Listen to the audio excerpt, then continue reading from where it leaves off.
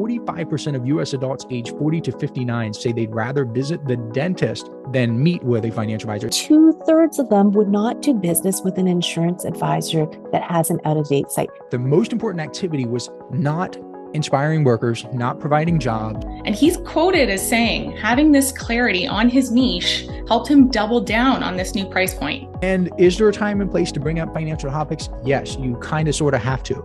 But the mistake that financial advisors make is... Welcome to Practice Playbook, the podcast where we get real about what it actually takes to build, grow, and run a modern financial advisory practice. I'm Brandon Chapman, an independent financial advisor here in Vancouver and the founder of Advisor Flow.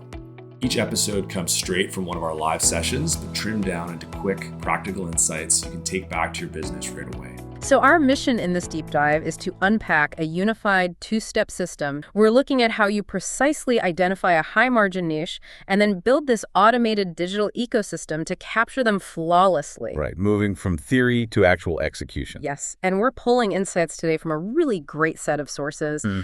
We've got expert-led webinars featuring financial marketing authorities like James Pollard, Natalie Hales, Angelina Hung, plus Brandon from Advisor Flow. Yeah, exactly. And I'll tell you, I'm going to tease something right now. Later on, we're going to reveal why an email about the TV show Grey's Anatomy will actually do more for your bottom line than a decade of, generic stock market updates. Okay, let's unpack this. Let me drop a data point right out of the gate that completely reframes this landscape for firm owners. According to CEG Worldwide Research, 70% of top financial advisors, and in that study, they defined the top financial advisors as those earning at least $1 million annually, they have a niche. If that's not enough to make you rethink your target audience. Kitz's 2023 August study showed niche firms have a higher average client growth rate, 58%, compared to non-niche firms, 26%. Pretty nice, eh? Okay, let's unpack this, starting with what we actually mean by a niche. Yeah, definitions matter here. Because if you ask 10 firm owners who their target client is, 9 of them will say high net worth families or business owners. But marketing experts make a crucial distinction here. Those are not niches. Those are broad demographics. Right, a demographic is just a description of wealth or age. Yeah, whereas a true niche is an occupation or a highly specific life circumstance. We're talking technology entrepreneurs who just went through a Series B, or dentists who own their own practices, or like police officers. Because a true niche is a shared culture, it's a shared vocabulary, and a shared set of hyper-specific financial pain points. But I have to push back here, because I know every firm owner listening to this has the exact same fear when they hear the word niche. The fear of missing out. Exactly. If I am running a 15-person firm with a healthy baseline of AUM, I mean, look at the math. If I drop my middle-tier generalized service, I might be bleeding 20 to 30% of my recurring revenue overnight. How does a firm actually survive that cash flow bridge? What's fascinating here is how the real-world application completely flips that assumption upside down.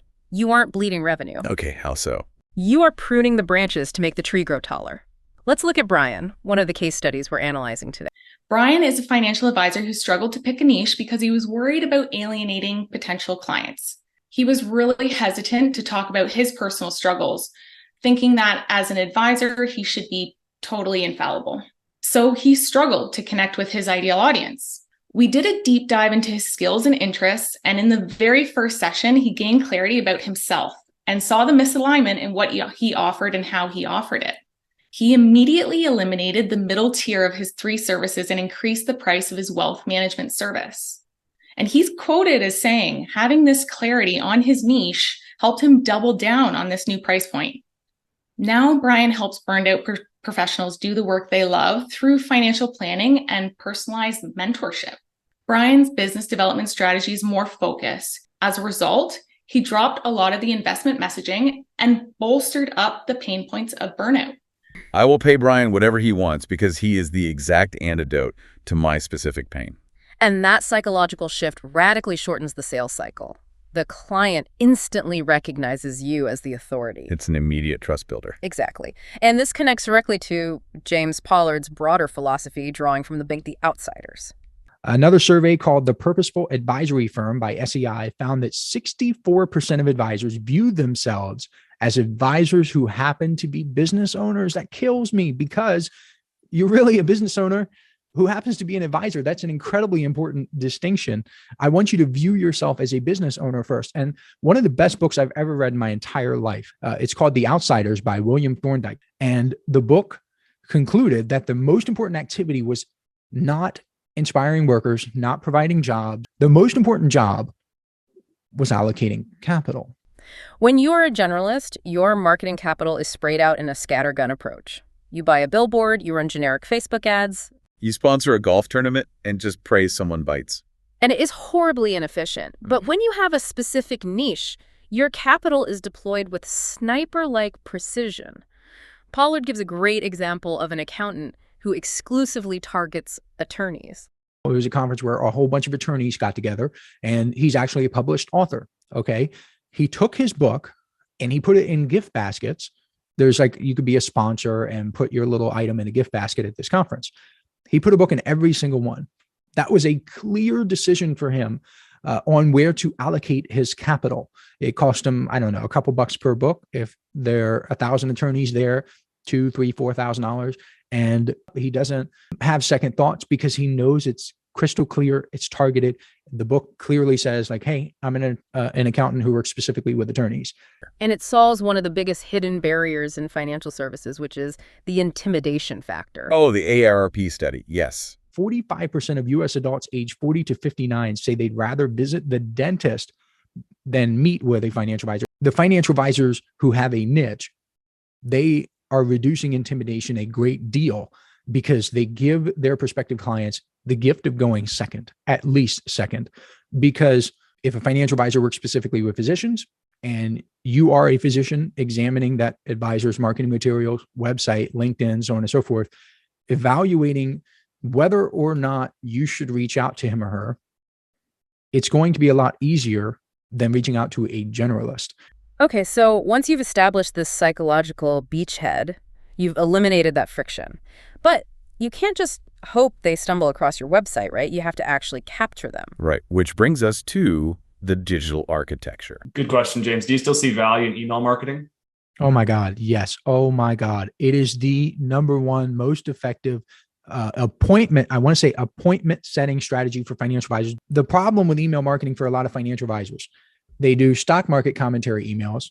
They send timely updates. They talk about money, which is nuts. It blows people's minds. But there are studies done that found that priming people with money made them cold, made them distant, made them want to put distance between the person who's themselves and the people who talk about money.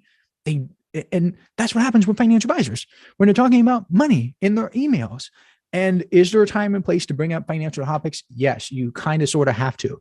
But the mistake that financial advisors make is constantly hammering about money. So what is the alternative? I mean, how do you build that relationship equity so they actually want to book the meeting? You lean entirely back into your hyper-specific niche. Stories work. Talking about you and your background works. Guess what? People sign up for your email list. And this is all warm email. This is not cold email. People sign up for your email list. They get a little lead magnet that says like 7 things every dentist, the niche, should know about selling a practice or whatever it is.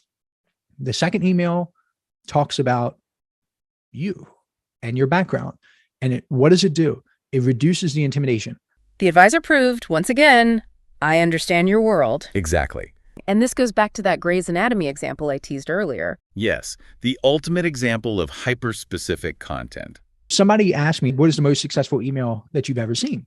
And my answer is still the same, is actually an email about Grey's Anatomy sent by a financial advisor who specializes in working with nurses. And that email talked about all the mistakes that the nurses in the TV show made, where it was like, no, you don't put an IV there. No, that's not how you do CPR. No, that's not how you perform this medical procedure. And the nurses, what they do is they watch Grey's Anatomy and they laugh. They laugh at how ridiculous it is because it's all like made for TV, right? It's not actual medicine. Well, I guess some of it is, but there are some. If you're a nurse, you will see the egregious mistakes. But if you're not a nurse, you have no idea. It all looks real to you. But that was super successful. Why? Let's think about the psychology behind it. It had nothing to do with money, had nothing to do with investing, had nothing to do with stock market commentary. It was all, I know you. I am in your world. I know how you feel. I know the TV shows that you watch, and I know how you feel watching them. I am like you. You don't have to be intimidated. But to make that work, you need a system. You need an automated ecosystem to deliver that content. Right, and Angelina Hung breaks this down in her presentation with her 4-pillar digital architecture. Imagine that you have a system that works for you 24/7, attracting qualified prospects on a consistent basis.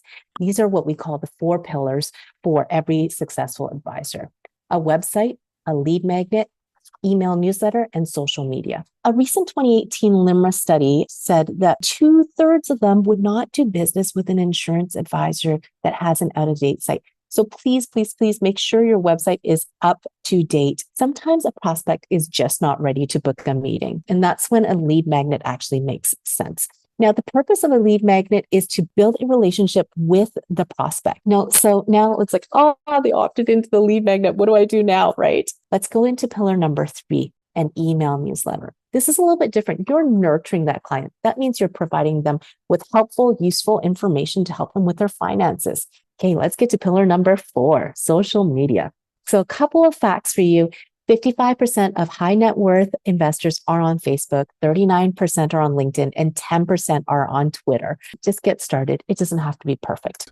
These systems act like digital real estate. They work 24/7, they appreciate in value, and they predictably gather high-margin clients. So a junior advisor can close a deal because they know the exact specific problems of that niche inside and out. Exactly.